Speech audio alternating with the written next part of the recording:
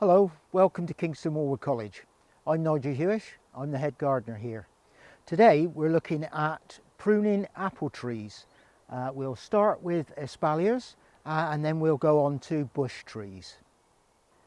So the first thing to remember when pruning, with any pruning, is to take out the 3 Ds. Anything that's dead, diseased or damaged. And here we can see things that are dead, diseased and a little bit of damage. So we can cut out the dead material and cut out damaged material and cut out diseased material back to healthy wood. So with espalier trees and also with cordons, we're looking to remove the annual growth and build up these fruiting spurs. So we can cut off the annual growth back to around about 3 buds, like so.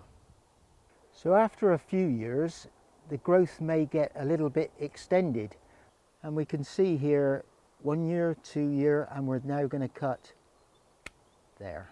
And as with the apples, it's exactly the same with the pears. We can cut back to 2 or 3 buds. So with bush apple trees, rather than cutting all the annual growth, we're allowing the framework to develop, but then we're gradually renewing it. So as the branches go down, new branches above come up and over, and these will come down to renew the new branches. And so we can cut off the lower branches and these ones will take over. So sometimes we've got lots of branches all in a small space, quite a lot of congestion. We want to open that up to allow more air movement through and more light. And so what we can do is we can remove some of these branches.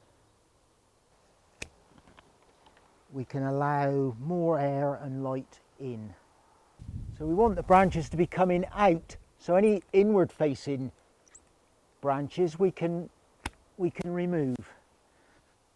So that's fruit tree pruning. Next time we'll be looking at tree planting.